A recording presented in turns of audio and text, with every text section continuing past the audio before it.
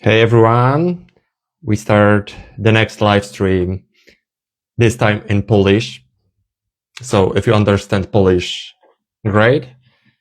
If you not understand Polish, I will share this live stream later. Hi Chrissy. Oh, how are you doing? This live stream will be in Polish, unfortunately, but I will share this later on YouTube with subtitles. So nice to see you, Chrissy, here. Let me know, guys, how are you doing? This live stream will be in Polish with Polish therapist. We want to speak about World Mental Health Day. Thank you so much.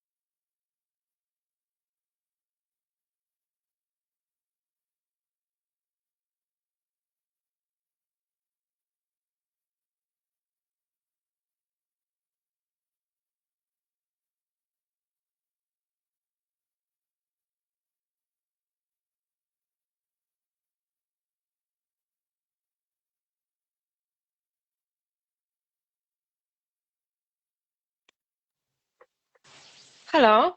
O, cześć, cześć. Hej! Tak A, napisałam, że cię nie słyszę, a to nieprawda, bo cię słyszę bardzo dobrze. Nie wiem, miałam jakiś problem ale już jest wszystko w porządku. jest wszystko w porządku, słyszycie? Widzę cię? Tak. Jestem Ekstra. podekscytowany i mega się cieszę, że się spotykamy dzisiaj właśnie, bo no, dzisiaj jest Międzynarodowy Dzień Zdrowia Psychicznego, Światowy Dzień Tak, Zdrowia Psychicznego. tak. I dobrze oboje wiemy, jak ważny jest to temat dla nas, ale też dla wszystkich wokół nas, dla osób nam bliskich, ale też dla społeczeństwa. Tak. I I Asiu, bardzo się cieszę, że przyjęłaś to zaproszenie, bo wiem, że u Ciebie też dużo się dzieje, intensywnie się dzieje, dużo dobra się dzieje przede wszystkim i no, gratuluję Ci tego, co robisz, bo robisz wielkie rzeczy, więc Dzięki. Dzięki. Ale umówiliśmy to spotkanie już kilka tygodni temu, więc Jest to dobrze, bo miałam zapisane i nic innego nie stanęło mi na przeszkodzie, ani nic nie wypadło, także też się mega cieszę i myślę, że to jest w ogóle wyjątkowy dzień, który dotyczy nas wszystkich. W ogóle jak myślę o tym dzisiejszym dniu, to myślę, że on dotyczy nas wszystkich, bo każdy z nas ma zdrowie psychiczne jakieś, w jakimś stanie, ale ono jest, więc będziemy mówić o czymś, co dotyczy nas wszystkich. tak, i też myślę, że tu warto zaznaczyć, bo to jest jedna z takich kluczowych rzeczy, fakt, że dzisiaj mamy Dzień Zdrowia Psychicznego, ale wiemy dobrze, że zdrowie psychiczne nie wybiera sobie dnia ani godziny i tak naprawdę walczymy bardzo często z naszymi myślami w naszej głowie, staczamy walki każdego dnia i o tym trzeba pamiętać, że to nie jest tylko event, gdzie możemy głośno o tym powiedzieć, tylko chcemy mówić więcej, to powiemy, jak dużo to może dać innym, przede wszystkim odwagi do zrobienia tego pierwszego kroku, do sięgnięcia o pomoc. Także Tak, twój profil jest mi mega bliski, tak, sięgamy po pomoc, bo tak, bardzo często to sięganie po pomoc jest trudne, bo wiąże się to z tym, że się wstydzimy, bo niestety, ale jeszcze zdrowie psychiczne i temat zdrowia psychicznego, moim zdaniem, jako osoby cierpiącej na zaburzenia obsesyjno-kompulsyjne, kuleje i no, trzeba o tym mówić, bo jest dużo stereotypów, dużo złych stereotypów, które gdzieś tam uderzają w nas wszystkich, które niestety ale przeszkadzają w zrobieniu tego pierwszego kroku, czyli zgłoszenia się o pomoc. Tak, Czy to do tak. terapeuty, czy do psychiatry, czy w ogóle do swoich przyjaciół. Nawet do lekarza ogólnego. Czasami dzieje się tak, że ja słyszę takie historie w gabinecie, gdzie moje klientki albo klienci mówią, że ja już 2 lata temu zrobiłam badania, bo miałam kołatania serca, ale głupio mi było o tym mówić.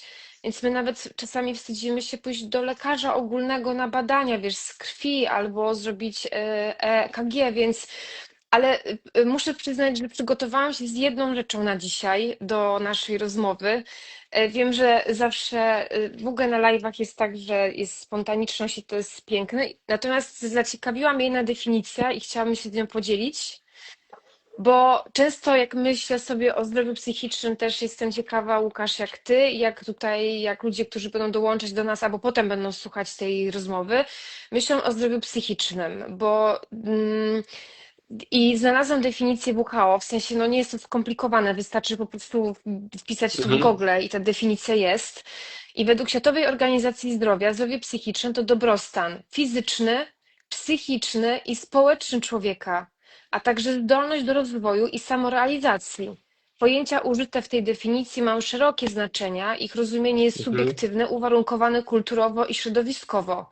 Zdrowie psychiczne nie oznacza zatem jedynie braku chorób. Przejawia się również w poczuciu własnej wartości, zdolności do własnego rozwoju, odpowiedzialności za swoje życie, decyzje, trudności, sukcesy, zaangażowania w życie społeczne, pracę i związek.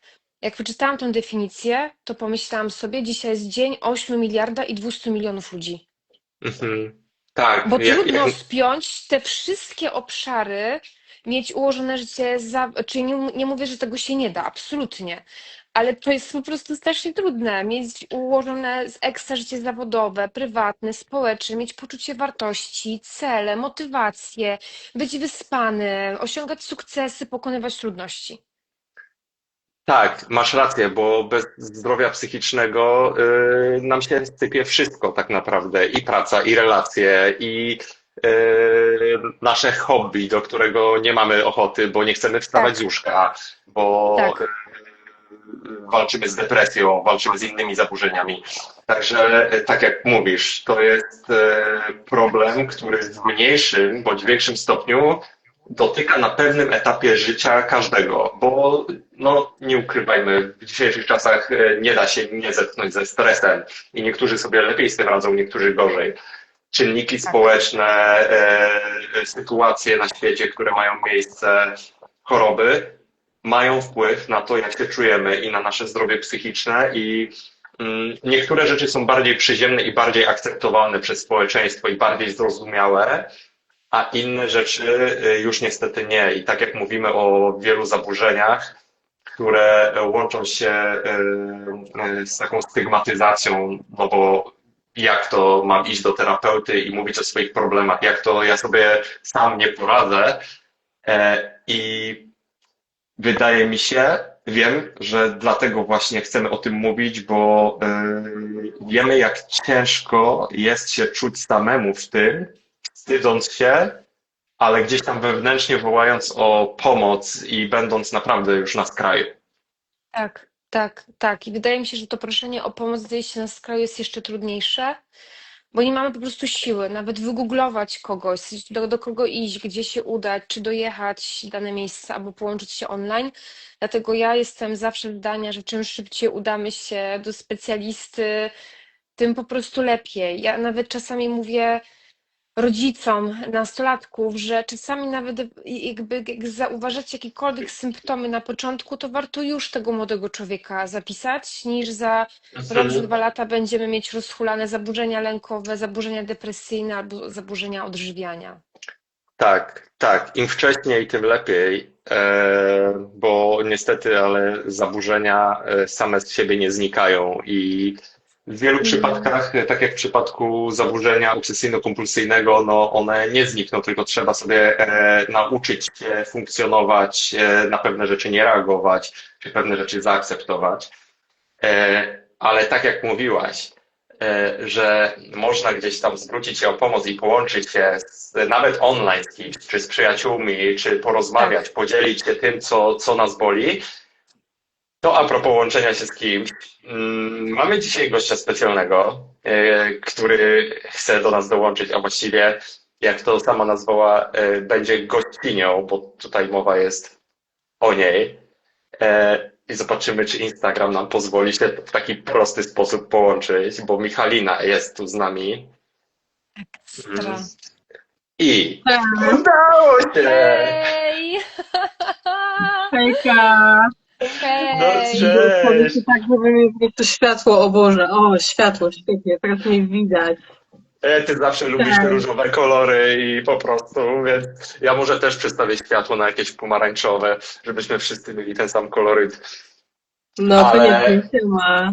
ale się cieszę, że się udało was tu zgarnąć, Tak. bo e, no, powiedzmy sobie szczerze, no akurat rozmawiamy w Światowym Dniu Zdrowia Psychicznego o zdrowiu psychicznym, co nie jest nic dziwnym, ale już tak jak wspomnieliśmy z Asią, no zdrowie psychiczne nie wybiera i tak naprawdę walczymy z pewnymi rzeczami, z pewnymi zaburzeniami, z pewnymi trudnościami każdego dnia.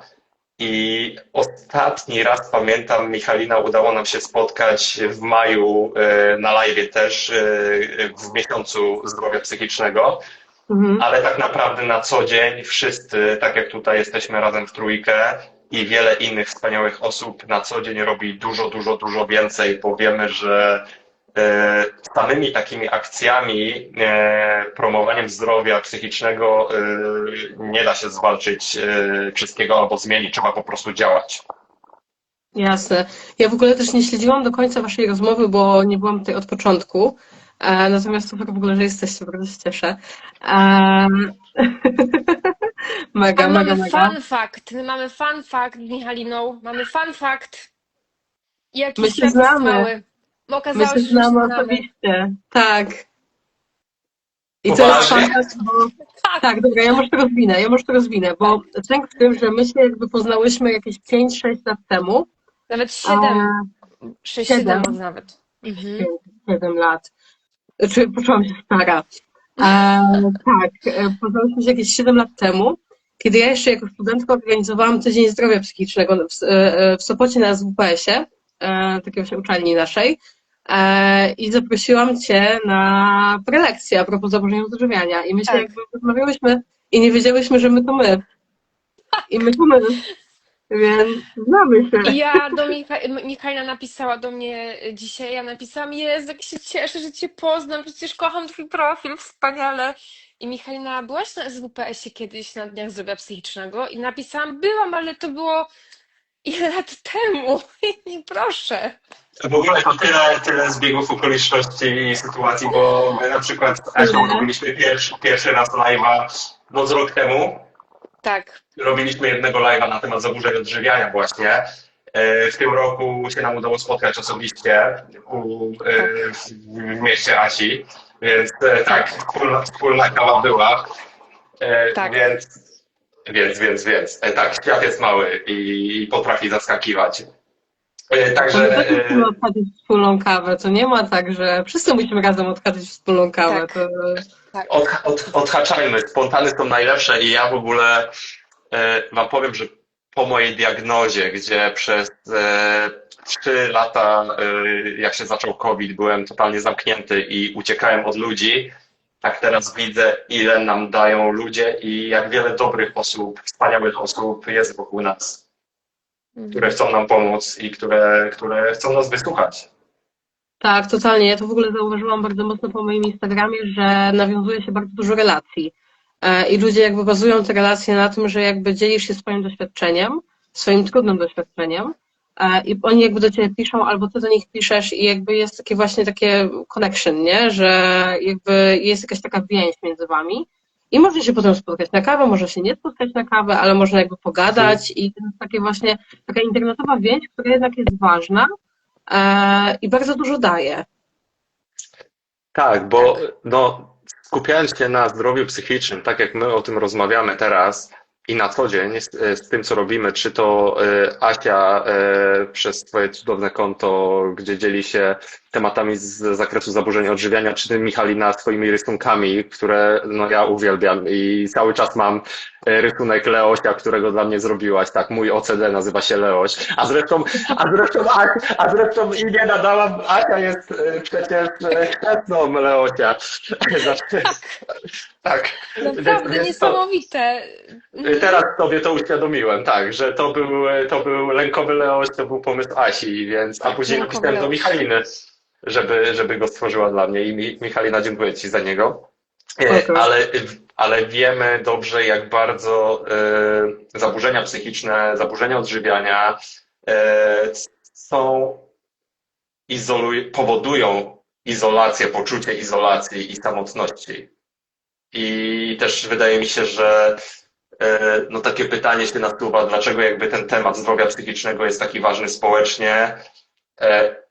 I tutaj no, z mojego punktu widzenia ja czułem się totalnie sam. Totalnie sam, zamknięty w sobie, bałem się wyjść do kogokolwiek, powiedzieć, bo co ktoś może sobie o mnie pomyśleć. I wydaje mi się, że to jest też związane z tym, jak społeczeństwo i jeszcze w bardzo dużej mierze odbiera zaburzenia psychiczne. Boją się tego, boją się kogoś, kto ma jakieś zaburzenia, bo nie wiadomo, co ten ktoś może zrobić. Mylą często zaburzenia psychiczne typu zaburzenia obsesyjno-kompulsyjne, borderline, e, czy inne zaburzenia z byciem osobą, która jest, nie wiem, psychopatą. I bardzo dużo mitów wokół tego krąży, które bardzo niestety ranią i powodują, że ludzie boją się sięgać o pomoc. Ja w ogóle myślę, że brak edukacji i też prowadzę warsztaty w szkołach, w liceach w Gdańsku, a nie moim tutaj, nie na moich gdyńskich włościach, tylko właśnie w Gdańsku. I to jest niesamowite, jak młodzi ludzie naprawdę chcą gadać. I te początki, wiadomo, tych warsztatów bywają takie, wiecie, trochę krępujące. Ja zawsze im mówię, słuchajcie, mamy tylko 90 minut, żeby zbudować jakąś tutaj nić, więc działamy i róbmy. Ale widać, jak ci młodzi ludzie się otworzą, jacy są spragnieni rozmawiania o zdrowiu psychicznym, takiej potrzeby zrozumienia tego, co się we mnie dzieje, jakie procesy we mnie zachodzą i też tak w ogóle ostatnio nawet rozmawiałam o tym z moim mężem, jak my bardzo potrzebujemy normalizacji naszych stanów. Że my Mhm. czasami mamy się w ogóle trudno, jest nam głupio o tym mówić, a potem, gdy powiemy o tym na głos, to ktoś powie, ja też tak mam. I ja też tak mam. I ta że to bycie w grupie rówieśniczej w liceum, albo w ogóle w grupie rówieśniczej w naszym wieku też można mieć grupę rówieśniczą, to myślę, że w ogóle to jest ważne, że zaczynamy normalizować różne rzeczy, które w nas się dzieją i myślę, że to jest ważne. I mam też jeszcze taką jedną refleksję, że gdy ja chorowałam na zaburzenia odżywiania te naście lat temu, to ja się bardzo bałam, że zacznę mówić i nikt mnie nie zrozumie, że ja będę mówiła cudzysłów.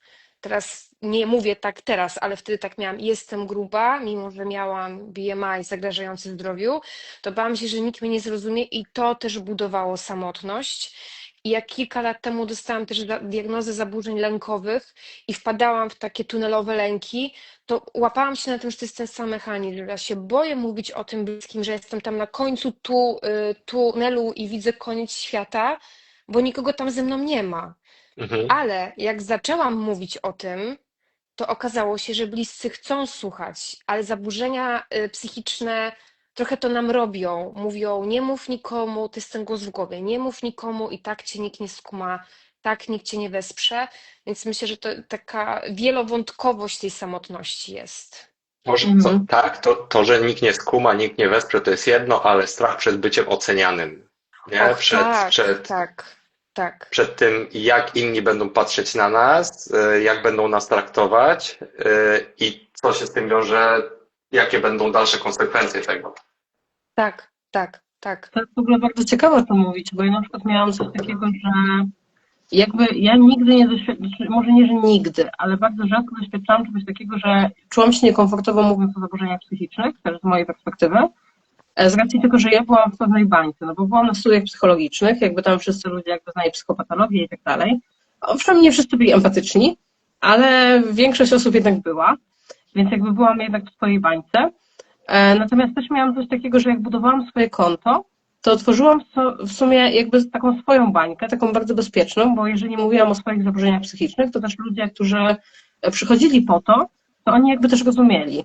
Więc to jest też takie trochę tworzenie takiego swojego safe space'u w internecie, gdzie bardzo rzadko w sumie znajdą się osoby, które powiedzą ci, ej, nie rozumiem cię, albo jakby będzie wręcz przeciwnie, nie? Że właśnie rozumiem cię bardzo dobrze, no to tutaj jestem. Tak, i to jak to mówisz, to wyobrażam sobie, że tak właśnie dobieramy naszą ulubioną grupę ludzi, czy taką online, czy taką prawdziwą w naszym życiu, gdzie będziemy mówić jednym językiem, albo właśnie stworzymy sobie taką bezpieczną przestrzeń, ale to też pewnie wymaga trochę czasu, żeby tak było, żeby tak też się poczuć. Mhm, jak najbardziej. No, Tak, no zdecydowanie im więcej się o tym mówi, tym jest większa szansa, że się coś zmieni w społeczeństwie i w sposobie, jak postrzegają zaburzenia psychiczne. E,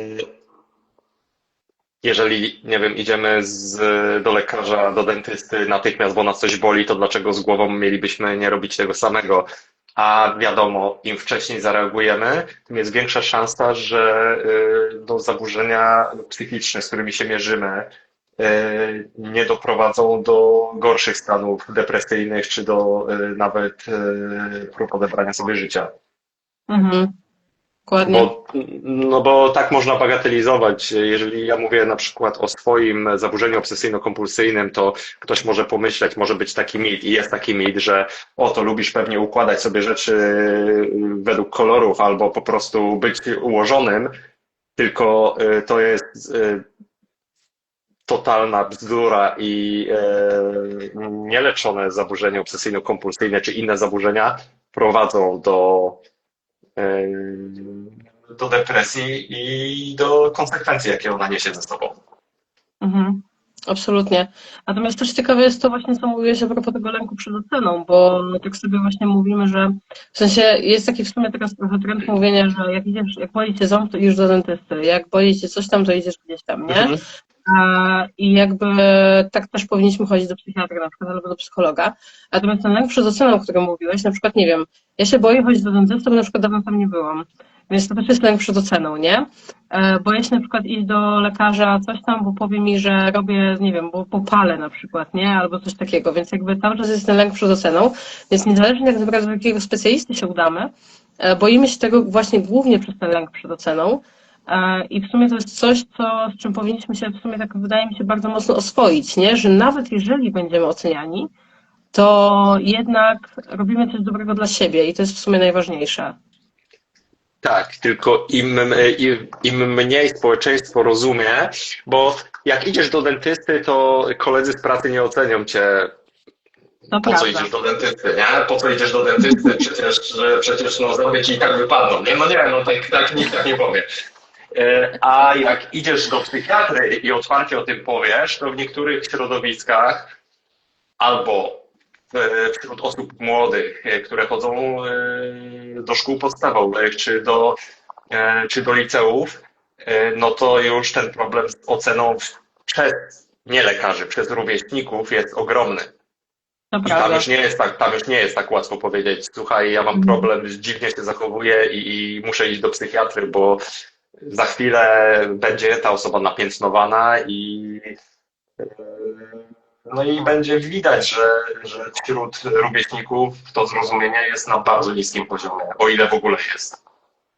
Chociaż wiecie, tak Dokładnie. sobie myślę, jak właśnie tak mam takie odniesienie do tych nastolatków, tych moich warsztatowych, a w jednym liceum prowadzę warsztaty już od kilku lat ze wszystkimi rocznikami po kolei, więc widzę na przykład, zauważam taką tendencję, to jest oczywiście mała grupa, jakby na której mogę jakieś badania oprzeć, bo to jest jedno liceum w Gdańsku, ale zauważam taką tendencję, że jak zaczynałam tam robić warsztaty na temat emocji, przeżywania emocji, w ogóle zdrowia psychicznego kilka lat temu, to był taki dystans. Nikt nie chciał właśnie nic mówić, bo co powiedzą w klasie.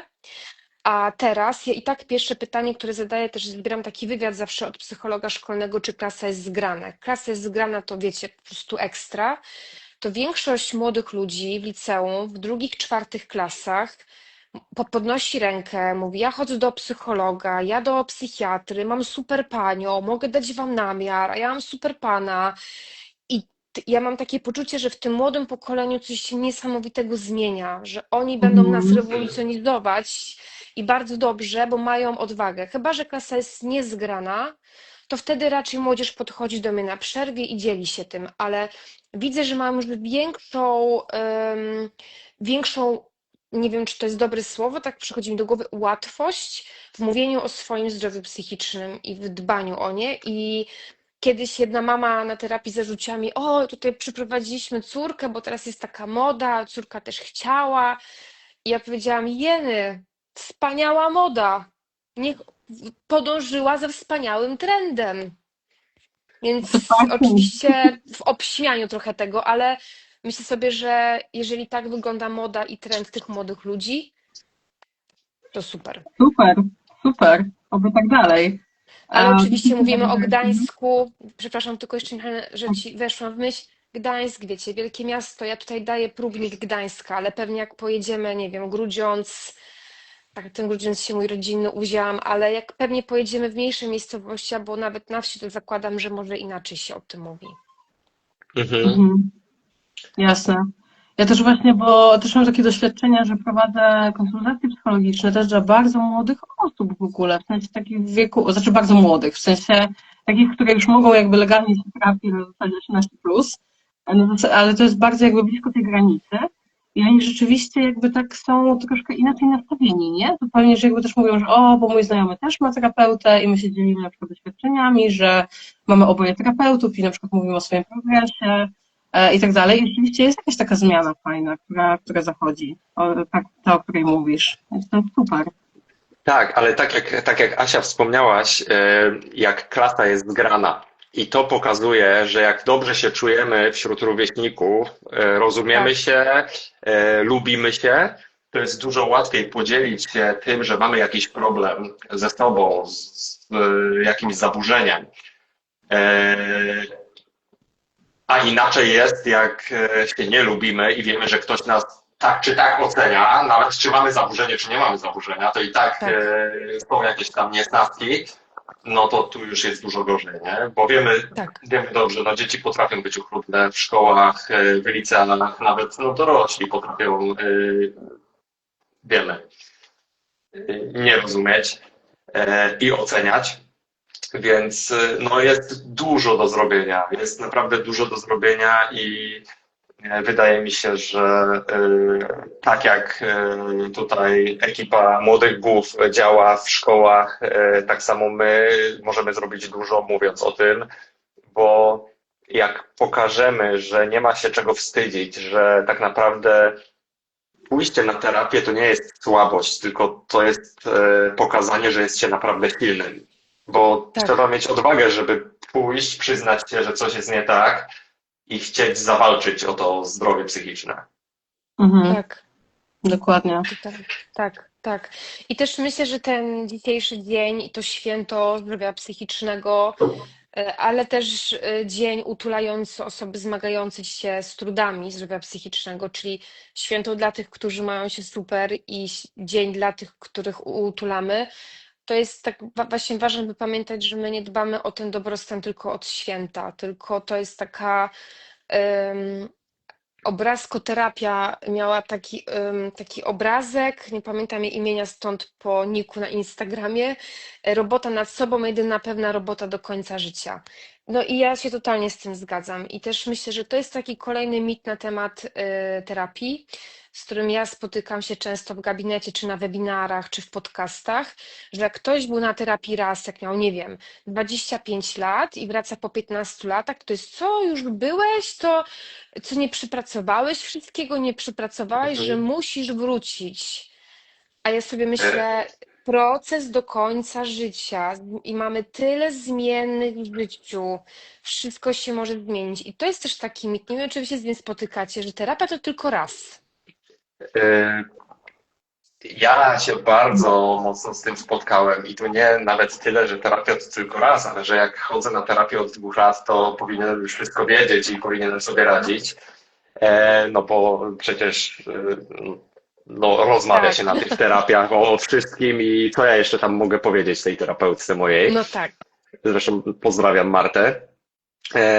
I druga rzecz to jest ta, że rzeczywiście no, traktowanie nas jako słabe jednostki, słabe osoby, które kurczę nie mogą sobie poradzić, więc idą, żeby się nałykać tabletek i tabletki rozwiążą wszystko. I to też jest bardzo raniący mit, bo no nie mielibyśmy tych zaburzeń, gdyby coś tam nam w stykach w głowie funkcjonowało odpowiednio, nie?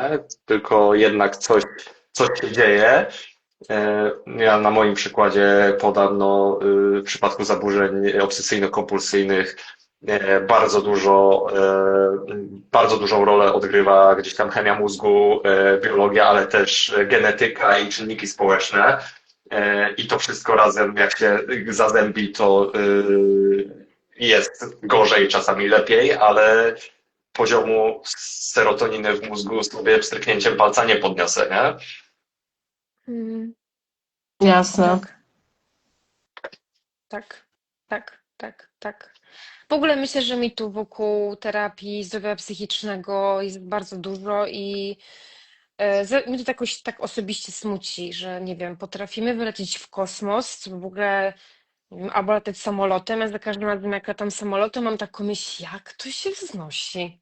O co tu chodzi? Czemu to leci? W sensie super, że leci, ale nie, a jakby robimy Ale tak nie ma niebywałe rzeczy. zrozumienia, dokładnie, ale Moja nie ma głowa zrozumienia, że humanistyczna coś. nie, moja humanistyczna głowa ma po prostu error. Jakby, wiecie, ten Sławosz, który w tym kosmosie był, przeszczepiamy serca, nerki, robimy niesamowite rzeczy, jakby. A XXI wiek nadal brzmi hasłami, chude to piękne, ty nie jesteś na, wiecie, no co ty, to tak z mojej branży. Chłopaki nie płaczą, no daj spokój, ile można na terapię chodzić. Jeszcze tego nie przegadałaś?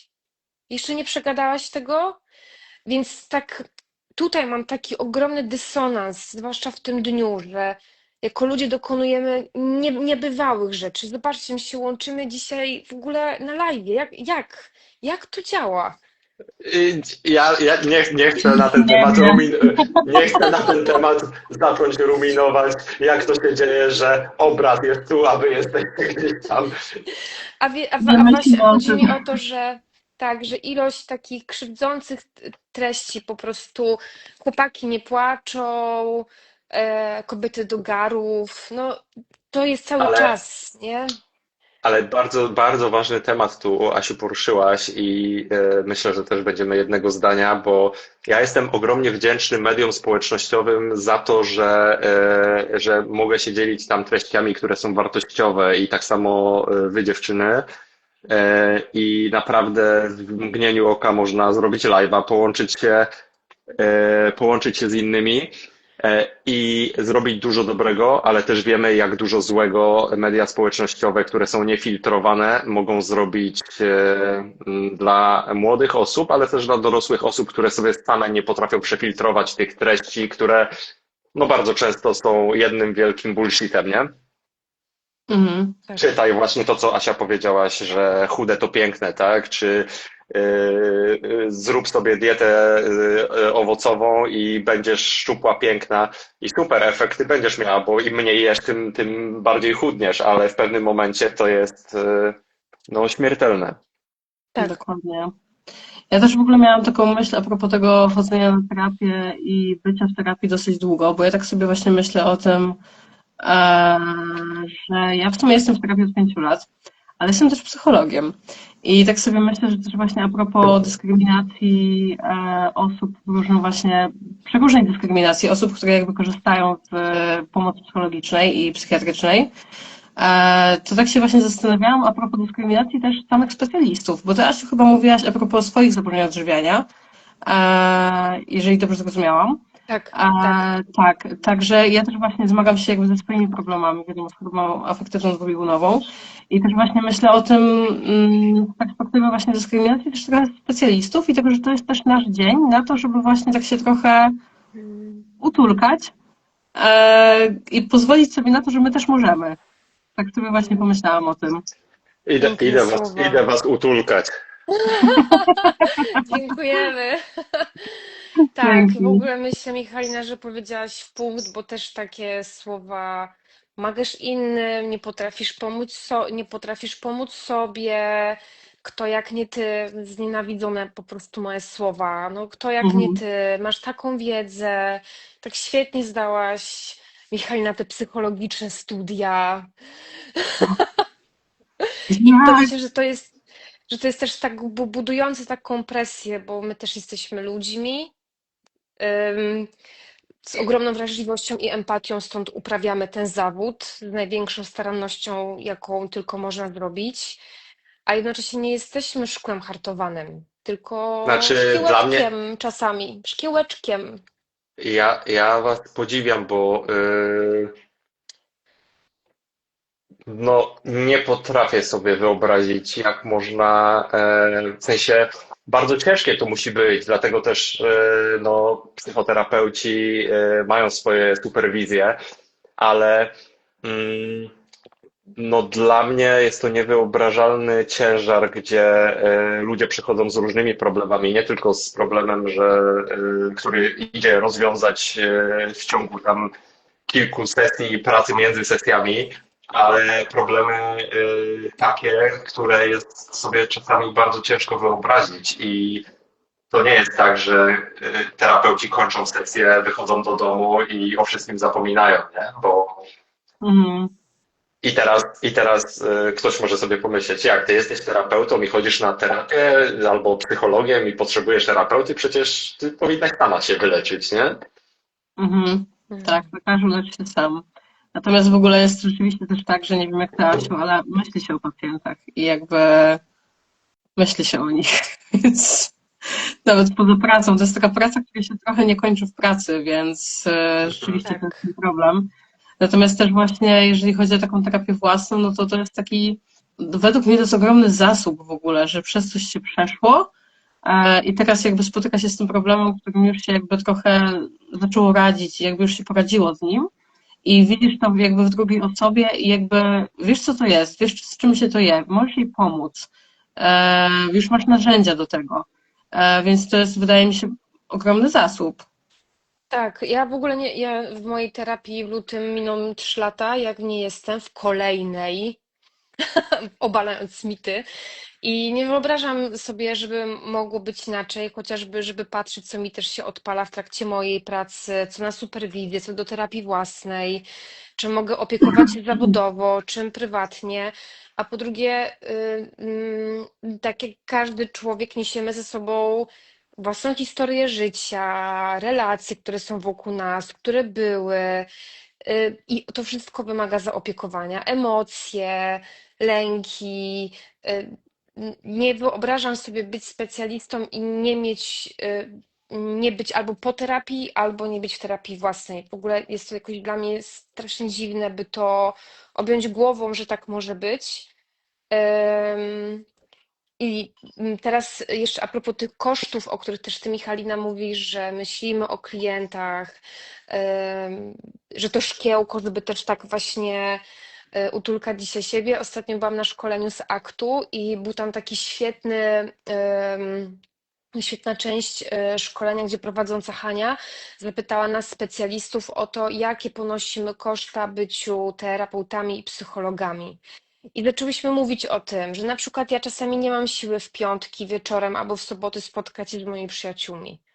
I to jest na przykład mój koszt. bo jakby emocje, które pochłonęły mnie w tygodniu, jeszcze ich nie zwentylowałam i na przykład wolę zostać w domu. A o tym też się nie mówi, o kosztach, które, no bo w każdym zawodzie mamy jakiś koszt, mamy Mhm. koszty, mamy różne koszty, mamy zyski, ale myślę, że w tym zawodzie jest trochę przebodźcowanie, bycie z samym sobą. I o tym też się mało mówi i myślę, że ten dzień też jest dzisiaj dla nas, dla pomagaczy, którzy, żeby móc pomagać innym, muszą dać też sobie pomóc. Tak, zwłaszcza jak jesteśmy tak empatycznymi osobami, nie? I po prostu odczuwamy to, co inni przeżywają. Bardzo często też pewnie kończąc terapię, sesję terapeutyczną, no, wiemy, że ten ktoś, kto wychodzi, ten pacjent ma bardzo ciężki moment w życiu i naprawdę wiemy, że po wyjściu, no ja bardzo często po wyjściu z terapii nawet mógłbym wychodzić w podskokach i się cieszyć, ale są też sesje, gdzie po prostu wychodzimy i wiemy, że jest bardzo ciężko, nie? Mhm. Tak, Tak, tak, dokładnie. tak, tak. Dlatego myślę, że ten Więc dzisiejszy dzień jest taki pięknie wielowymiarowy, że jest w nim wielowymiarowe piękno. tak, na pewno, ale też musimy gdzieś tu przyłożyć na to, co robimy na co dzień i my to robimy z pasją i naprawdę no, uważam, że dziewczyny jesteście wspaniałe, bez żadnego cukru tutaj. Ale ja I ostatnio mojej jednej klientce, która wniosła temat OCD na sesję, ja mówię, musisz obserwować taki profil na Instagramie, taki Łukasz i pokazuje ci, ona mówi, o, już od dawna obserwuję. Ja też tak miałam ostatnio. Serio? No, słuchajcie, to ja wam teraz powiem, bo uważam, że w walce o swoje zdrowie psychiczne ogromne znaczenie ma to, kim się otaczamy i kto nas wspiera, kto nas stara się zrozumieć, ale też po konferencji, na której byłem w tym roku w Chicago, gdzie było ponad 2000 osób, no wróciłem innym człowiekiem. Poczułem, że mogę być sobą, że nie muszę udawać, że i tak, pamiątka z Chicago, że nie jesteśmy sami i to robi różnicę. I tak jak powiedziałyście, że rozmawiałem z kimś, kto przeszedł to, co my przeszliśmy, jest zupełnie innym poziomem rozmowy i to naprawdę robi znaczenie, bo czujemy, że ktoś nas naprawdę rozumie. Mimo, że są wspaniali ludzie wokół nas, którzy nie mają zaburzeń albo większych problemów psychicznych i starają się nam pomóc, ale rzeczywiście mając kogoś, kto odczuwa to, co my odczuwamy, robi dużą różnicę i otwarcie się na ludzi jest bardzo potrzebne. Mhm. tak. I jeżeli I mamy tak to sobie zrozumienie, to jest to łatwiejsze, żeby tak. to zrobić, nie? Ja tak myślę, że takim bardzo ważnym wnioskiem tego naszego dzisiejszego spotkania jest to, żeby każdy, kto czy dzisiaj jest i był z nami, albo potem będzie słuchał tego live'a, pomyślał sobie o takim bezpiecznym człowieku obok siebie, kto nim jest, do kogo mogę zawsze zadzwonić. Taki też na terapii czasami, jak robi się taki list na czarną godzinę, no to tam w jednym z zadań jest punkcik, do kogo mogę zadzwonić, kto Mhm. mnie nie oceni, kto przy mnie będzie. I nie trzeba robić listu na czarną godzinę, żeby zastanowić się nad tym bezpiecznym człowiekiem, a jak pomyślimy, że go nie ma, to może to jest dobry czas, by zacząć poszukiwanie tego człowieka. Mhm. Czy to będzie w social mediach na początek, czy to będzie znalezienie grupy terapeutycznej, ale nawet nie terapeutycznej, na przykład grupy rękodzieła. Moja jedna klientka powiedziała kiedyś, że swą bratnią duszę znalazła, jak poszła na zajęcia szydełkowania. I to pokazuje, że to nie jest tak, że musimy iść na terapię, szukać kręgów wsparcia, choć ja jestem team i hashtag terapia i grupy wsparcia, ale myślę, że tego wsparcia naprawdę możemy poszukiwać wszędzie. W grupach dyskusyjnych na temat kryminałów, szydełkowanie, grupa wsparcia dla kobiet, dla mężczyzn, żeby nie zamykać się na różne formy poszukiwania tego dobrego człowieka. I też, słuchajcie, wydaje mi się, że warto znaleźć takie swoje bezpieczne miejsce i takim moim bezpiecznym miejscem, no, stały się moje memy i gdzieś tam ta przestrzeń, którą zacząłem tworzyć, bo w tym miejscu, mimo że na początku nie było tam nikogo, to zaczęły pojawiać się osoby, z którymi naprawdę mam cudowny kontakt i mnie wspierają. I tak samo wydaje mi się, że u Was jest tak, że są osoby, które się do Was zwracają i to nie pierwszy, drugi, trzeci raz, tylko są przy Was. I to nie muszą być osoby z jakiegoś bliskiego otoczenia. Tak, dokładnie. Mam bardzo podobnie, że właśnie to moje konto to jest też takie moje bezpieczne miejsce i rzeczywiście, kiedy było mi ciężko, to czasami obce osoby potrafiły okazać mi takie zainteresowanie, którego nie okazywały mi osoby, które były blisko fizycznie. Więc rzeczywiście to jest coś niesamowitego. A to pokazuje, że media społecznościowe niosą ze sobą ogromną moc, że nie są tylko szkodliwe i robią złe rzeczy, tylko w tych mediach społecznościowych poznaje się wspaniałych ludzi, którzy mogą być wsparciem. A wasze Zdecydowanie. konta, jakby wasze konta, Michał, na twoje obrazki, to jest dla mnie, uwielbiam naprawdę i rozsyłam wszędzie, gdzie mogę i Łukasz, twoje memy i to jest też takie dobro, które być może, tak jak słyszę, dostaliście, nie być może, tylko na pewno dostaliście, które dajecie, takie perpetuum mobile trochę, nie? Się robi. Tak, i tutaj. O, Siema! Hej, Kosia. siema, siema. Cześć. Ona chyba nie chce. Dobra,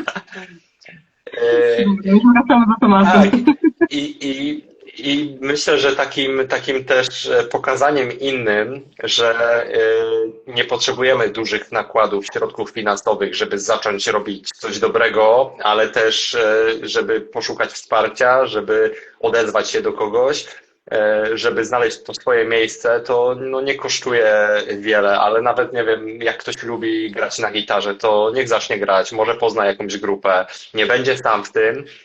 I łatwiej jest się wtedy naprawdę otworzyć na wiele swoich emocji, które wiadomo, jak ciśniemy je w sobie i tam dusimy, no to kiedyś one wyjdą bokiem, nie? Mhm, Tak, tak, jasne. Więc, tak. więc tak, no, ja się bardzo cieszę, że się mogliśmy dzisiaj spotkać i mam nadzieję, że to nie jest, no, jestem pewien, że to nie jest ostatni raz. Oczywiście, że nie. Oczywiście, że nie. Zawsze spontanicznie, wiecie, wiadomość, róbmy live'a, robimy.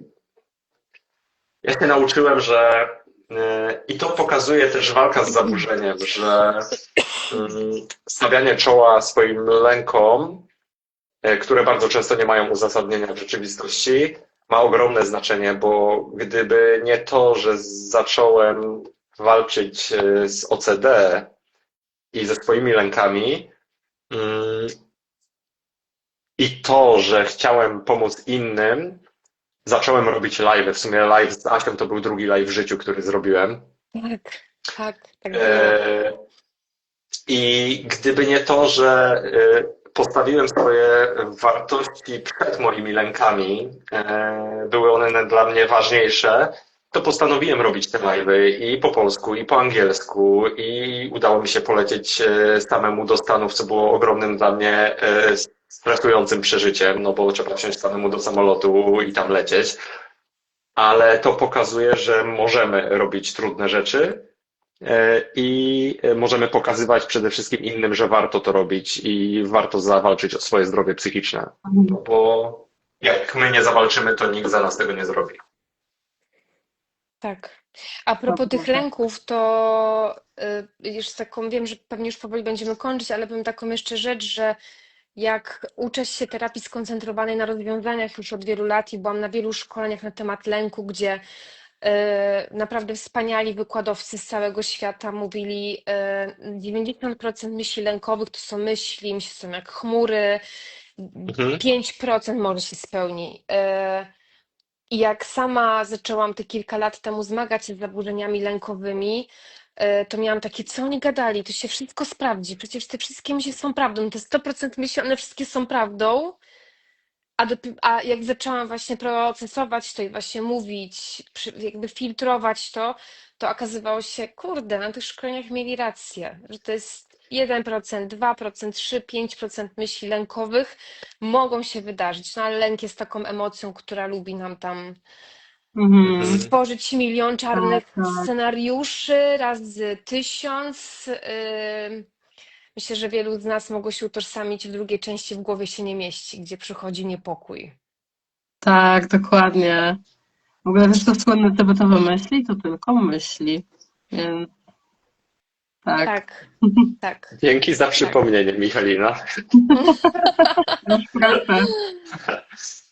Tak, no i to jest ciekawe, że ten moment, kiedy przychodzi taka myśl i ten lęk narasta i to narasta w takim tempie, że chcielibyśmy od razu się go pozbyć, ale jeżeli sobie posiedzimy z tym i potraktujemy to tak, jak ty, Asiu, powiedziałaś, że to jest tylko chmura, która jak nie skupimy się na niej i pozwolimy jej tam być, to ona w końcu się rozdmucha i odleci, to rzeczywiście się okazuje, kurczę, no nic nie musiałem z tym robić, tylko po prostu wytrzymać ten stres, bo no, zaburzenia lękowe czy zaburzenia obsesyjno-kompulsyjne też się tym charakteryzuje, że no, nielogicznie wysoki poziom lęku potrafi nam zepsuć wszystko i chcemy od razu się go pozbyć, nie?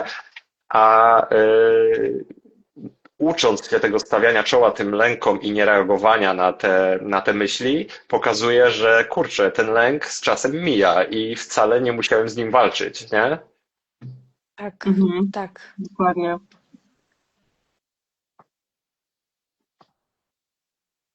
Cudownie. Czego Wam życzyć z okazji Międzynarodowego Światowego Dnia Zdrowia Psychicznego?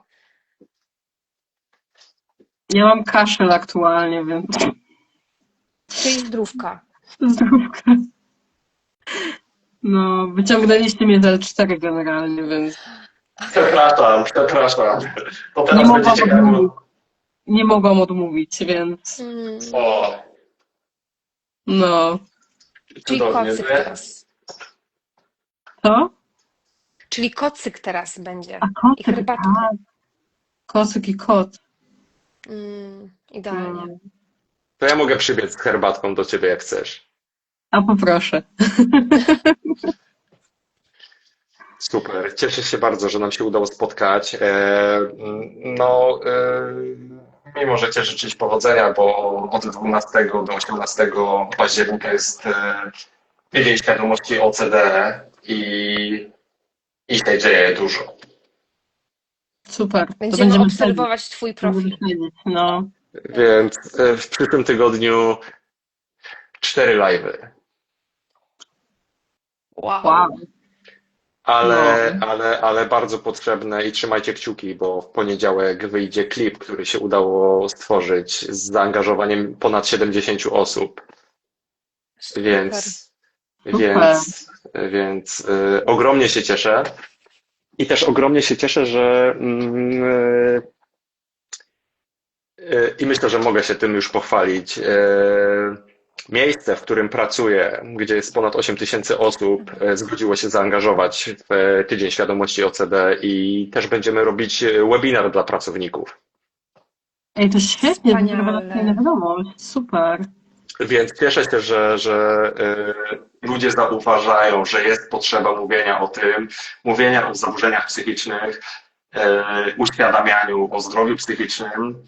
I to nie mówię tylko w kontekście OCD czy depresji, ale też choroba afektywna dwubiegunowa, zaburzenia odżywiania i masę innych zaburzeń, których jest mnóstwo naprawdę. No warto pokazywać, czym one są, a czym nie są, bo no, mitów jest tyle, że no, rani to osoby, które się z tym zmagają i ich bliskich. Mhm. A będąc świadomym... Zobacz Łukasz, jakby co ty robisz, jak już będzie po tym wydarzeniu w twojej pracy, to ja cię proszę po prostu, żebyś z jakąś ogromną autopiątkę przybił, żebyś zobaczył, że rewolucjonizujesz swoje miejsce pracy. To jest ogromne, Łukasz, ogromne jak stąd do Poznania, zahaczając o Wejherowo do Michaliny. Tak.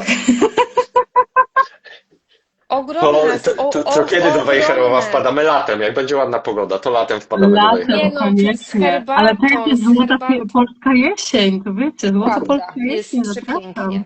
Tak, No. tak. Piękny Robisz park. Także- wielkie rzeczy. Także dzięki za dzisiaj, dziewczyny. Pamiętajcie, jak będziecie w Poznaniu, to dawajcie znać. Jak będę w Wejherowie, czy u Ciebie, Aśniu, to znajdę Was. Dobrze, spotkamy się wtedy w trójkę. Na herbatę albo kawę. Super. Mega. Dzięki bardzo. Zdrówka, Michalina. Dzięki. Trzymajcie Dzięki. się i do zobaczenia. Dzięki. Pa, Dzięki. pa, Na razie, pa, pa, pa. pa.